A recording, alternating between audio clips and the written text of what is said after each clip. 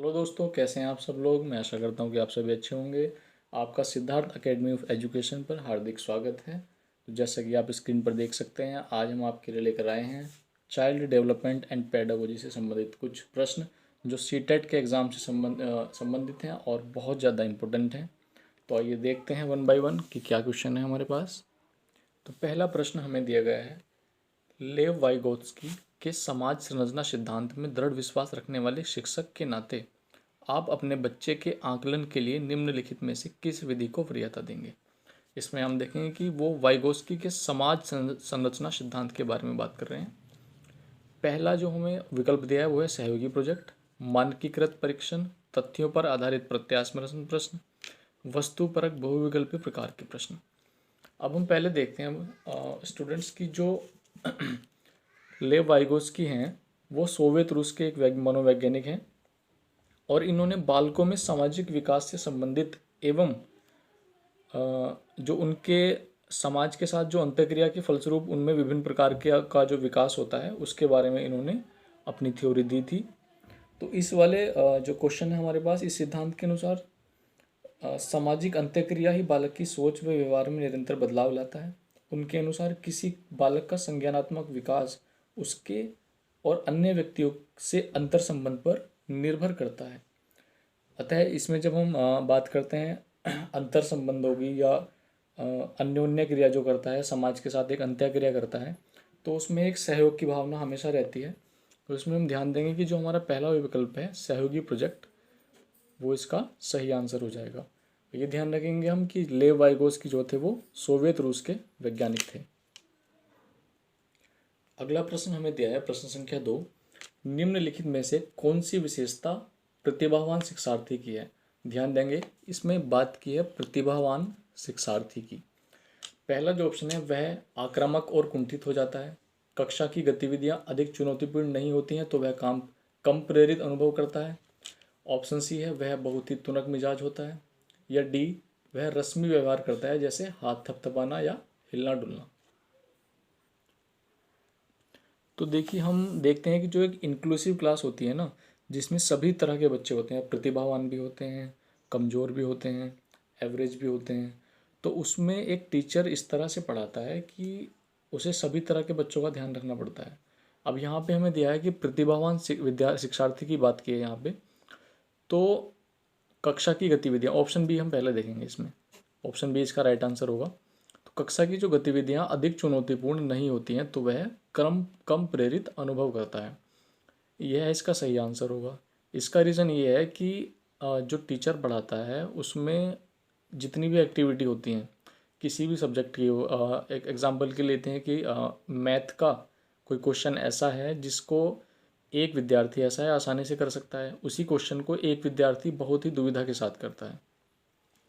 जो विद्यार्थी कमज़ोर है वो उसमें अधिक चुनौती अनुभव करता है, लेकिन प्रतिभावान विद्यार्थी उसको पहले ही कर लेता है, या फिर वह उसे लगता है कि जो क्वेश्चन का स्तर है, मैथ के जो क्वेश्चन हो रहे हैं या किसी और सब्जेक्ट के जो क्वेश्चन है वह उसके लेवल के नहीं है और वह कम प्रेरित अनुभव करता है। तो इसका आसानी से हम लगा सकते हैं, आंसर बी हो जाएगा।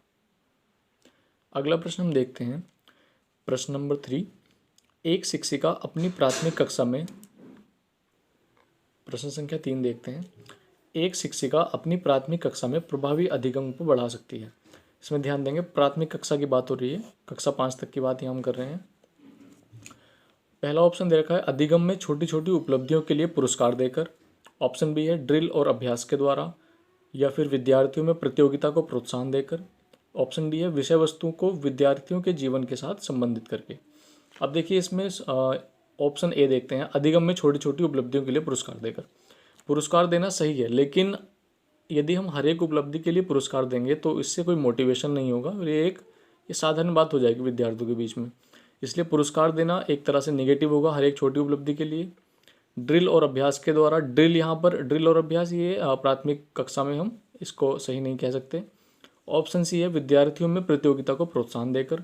यहाँ कंपटीशन, अब देखिए कंपटीशन को हमेशा नेगेटिव माना गया है, इसलिए प्रतियोगिता को, तो ऑप्शन शुरू के जो 3 है वो सही नहीं रहेंगे। ऑप्शन डी देखते हैं, विषय वस्तुओं को विद्यार्थियों के जीवन के साथ संबंधित करके, यही इसका सही आंसर होगा।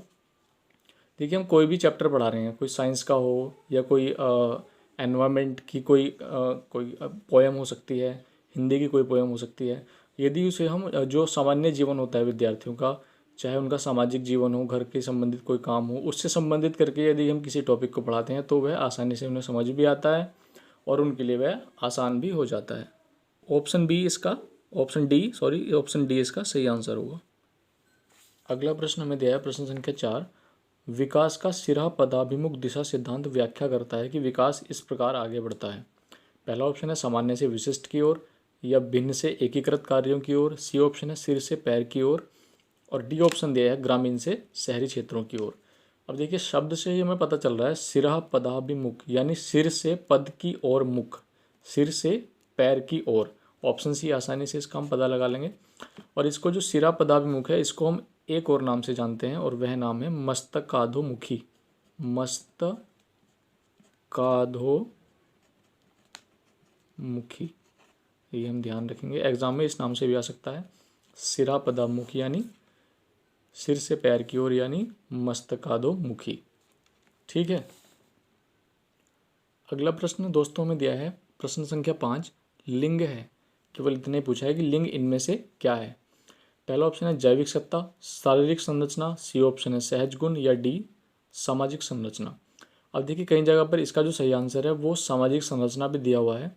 हमें ध्यान रखना है कि इसका जो सही आंसर है वो जैविक सत्ता है, यानी कि एक बायोलॉजिकल ऑर्डर होता है gender is a biological order.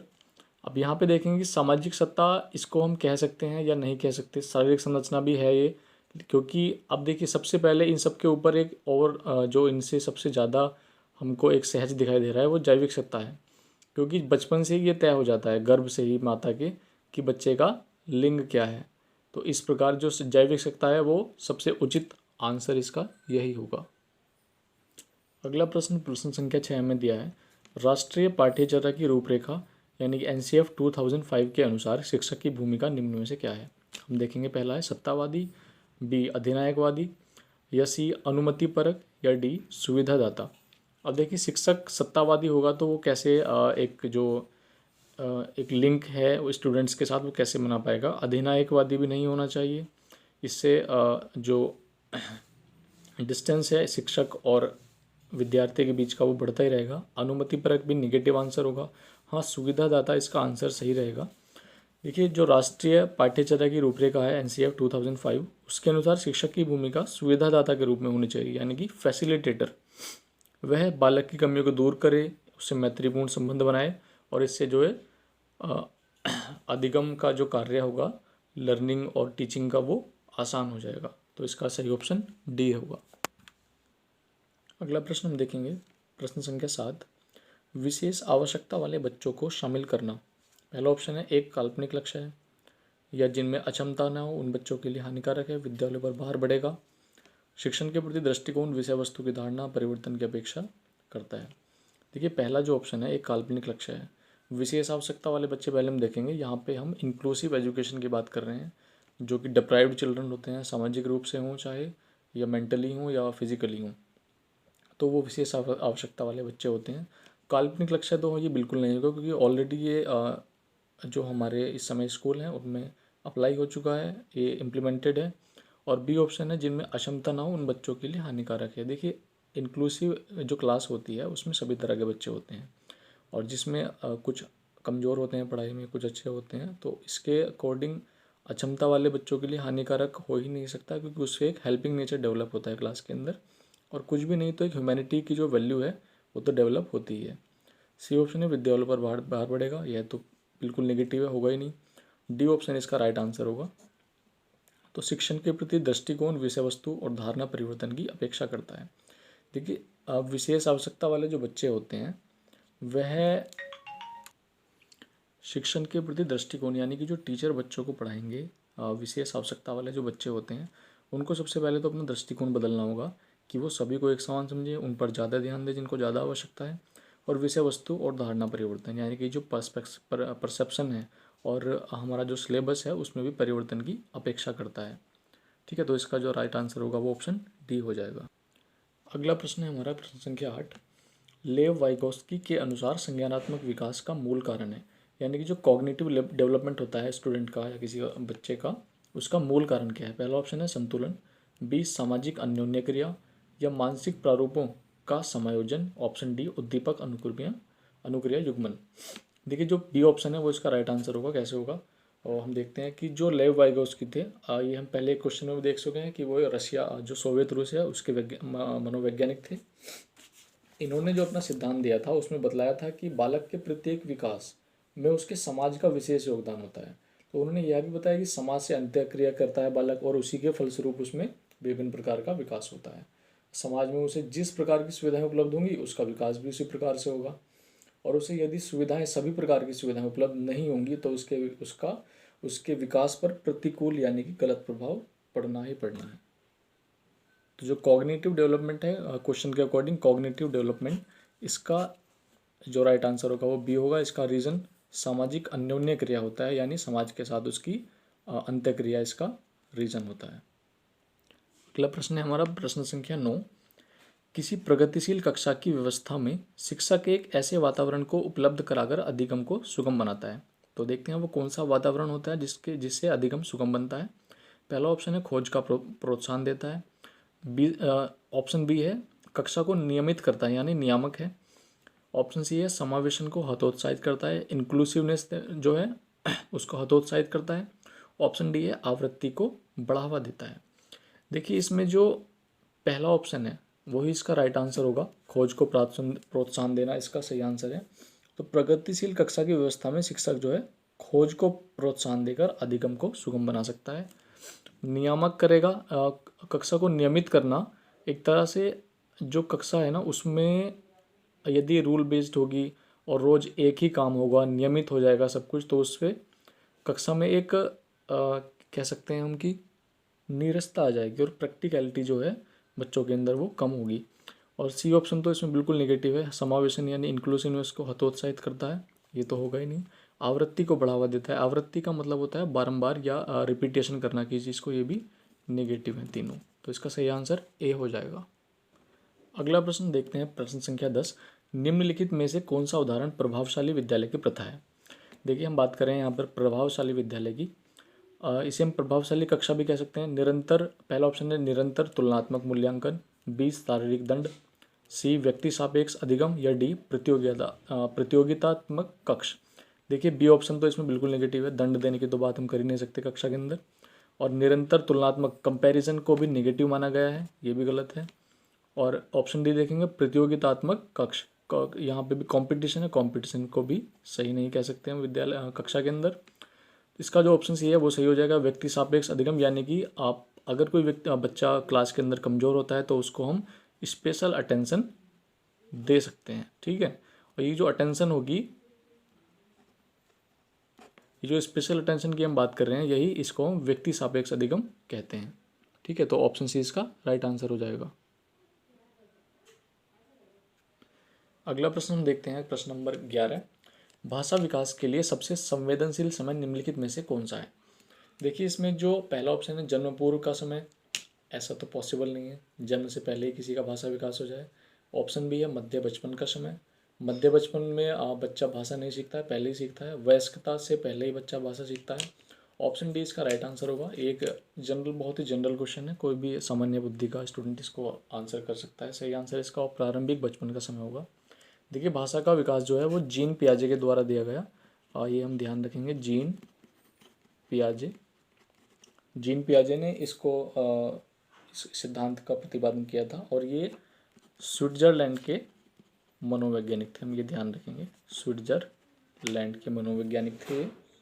यहाँ पे हम देखेंगे इन्होंने जो भाषा का विकास का सिद्धांत दिया है, इसमें प्रारंभिक जो बचपन का समय है उसको भाषा के विकास के लिए सबसे संवेदनशील समय माना है। इसका रीज़न ये है कि उस समय बच्चा सारी चीज़ें सीखता है, ना सिर्फ भाषा सीखता है बल्कि वो अपने जो आसपास की एक्टिविटियाँ उनको भी ऑब्जर्व करता है, और उसमें भाषा भी उसका एक अंग होता है। इसका जो राइट आंसर हो जाएगा वो ऑप्शन डी हो जाएगा। अगला प्रश्न जो दिया गया है प्रश्न संख्या 12, देखते हैं क्या है। यदि कोई शिक्षिका चाहे कि उसके विद्यार्थी समस्या समाधान, यहाँ ध्यान रखेंगे हम बात कर रहे हैं समस्या समाधान की, समस्या समाधान कौशल प्राप्त कर ले तो विद्यार्थियों के क्रियाकलाप निम्न में से कौन से होने चाहिए। पहला ऑप्शन देखते हैं, पूछना, तर्क करना और निर्णय लेना।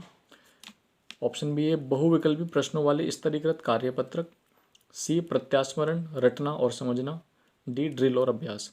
देखिए पहली बात तो ड्रिल और अभ्यास को स्कोर निगेटिव माना गया है, ये सही नहीं होगा। प्रत्यास्मरण, रटना और समझना, रटना इसमें आ गया, रटना एक बहुत ही नेगेटिव हमारी जो एजुकेशन है उसके अंदर माना गया है, तो रटने को तो बिल्कुल अप्लाई नहीं करेंगे, ये भी गलत है। बहुविकल्पी प्रश्नों वाले स्तरीकृत कार्यपत्रक, देखिए यहाँ पे जो सबसे बेटर ऑप्शन रहेगा वो ए है, पूछना, तर्क करना और निर्णय लेना।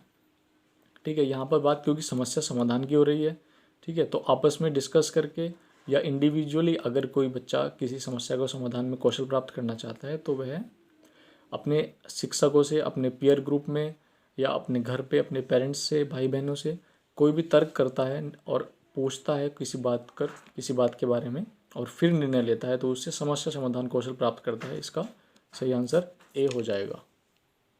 अगला प्रश्न देखते हैं, प्रश्न संख्या 13। कक्षा तक पहुंचने वाली बच्चों की भोली अवधारणाओं को जानना क्या होता है, देखते हैं। भोली अवधारणाओं को यहाँ पर मतलब है कि बच्चे जो कभी कभी प्रश्न करते हैं ना, जिनको हम कहते हैं कि क्या बचकाना, वो बच्चे ही प्रश्न कर सकते हैं, उसको यहाँ भोली अवधारणाएं कहा गया है। पहला ऑप्शन है शिक्षक की योजना और शिक्षण में रुकावट बनता है। बी ऑप्शन है शिक्षक के हौसले को पस्त कर देता है। या सी शिक्षक के किसी उद्देश्य की पूर्ति नहीं करता है। या डी शिक्षक के लिए अपने शिक्षण को अधिक सार्थक बनाने की योजना बनाने में सहायता करता है। ऑप्शन डी इसका राइट आंसर होगा। देखिए हमने लेसन प्लान, जो बीएड और बीटीसी वाले विद्यार्थी यहाँ पर होंगे तो उन्होंने लेसन प्लान बनाए होंगे। पाठ्य योजना में शुरू में जो प्रस्तावना होती है, प्रस्तावना में हम उस तरह की प्रस्तावना देते हैं और प्रस्तावना प्रश्न बनाते हैं जो बच्चों के पूर्व ज्ञान से संबंधित होती हैं। तो यहाँ पर जो भोली अवधारणा है वास्तव में वो बच्चों का पूर्व ज्ञान होता है। यदि उसका प्रयोग करके हम अपने शिक्षण को प्रारंभ करते हैं तो वो अधिक सार्थक होता है और उसको योजना बनाने में भी सहायक होता है। इससे जो टीचिंग होता है वो टीचिंग ज़्यादा इफेक्ट होती है। बच्चे उससे अपने जो उनका बैकग्राउंड होता है, उनका जो जीवन होता है उसको कनेक्ट कर पाते हैं। ऑप्शन डी इसका राइट आंसर हो जाएगा। अगला प्रश्न देखते हैं, प्रश्न संख्या 14 है।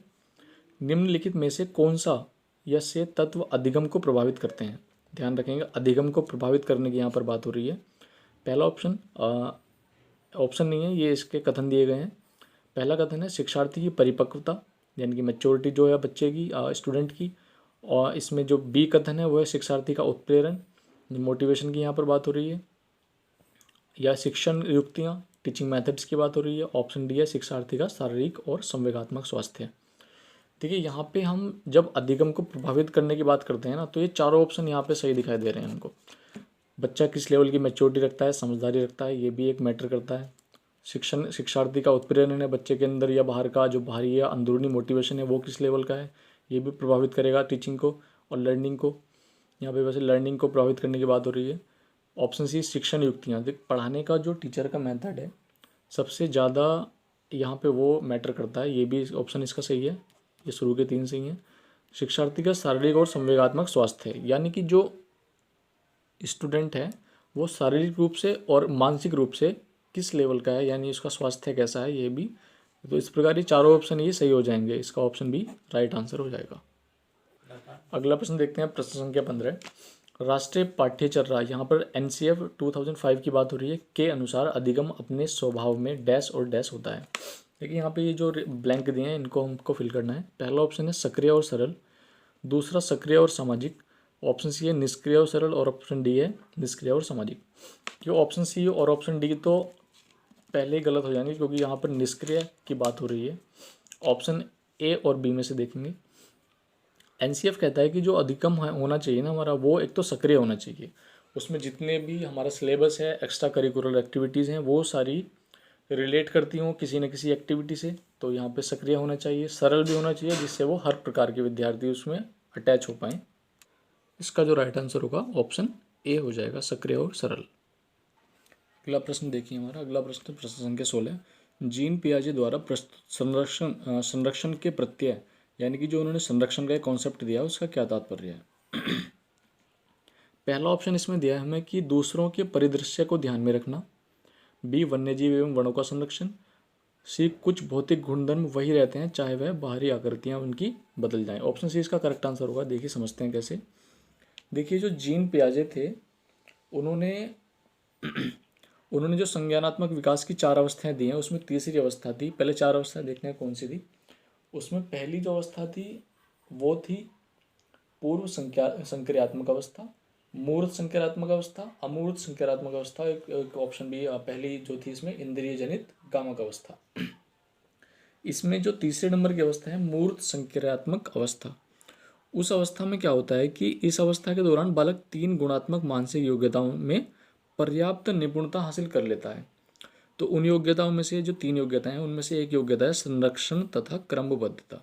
अब इसमें कौन से संरक्षण की बात हो रही है, यही जो प्रश्न में हमें दिया है संरक्षण का प्रत्यय, उसी की बात हम कर रहे हैं। जीन पियाजे कहते हैं कि कुछ भौतिक गुणधर्म वही रहते हैं चाहे बाहरी आकृतियां बदल जाएं। इसका एक एग्जाम्पल के माध्यम से समझते हैं। जैसे कोई बच्चा है और वह गुलाब जामुन खा रहा है, तो गुलाब जामुन चाहे वो स्फेरिकल शेप का हो, कॉनिकल शेप हो या सिलिंड्रिकल हो, यानी कि जो उसकी शेप कोई भी हो, उसका जो भौतिक गुणधर्म है वह स्वाद में मीठा है या कैसा उसका स्वाद है वो वही रहेगा, आकृति चाहे उसकी कोई भी हो। ठीक है, तो यही संरक्षण का सिद्धांत है। ऑप्शन 20 का करेक्ट आंसर हो जाएगा। प्रश्न संख्या 17 देखते हैं क्या है। विद्यालय और सामाजिकरण के बारे में निम्नलिखित में से क्या सत्य है।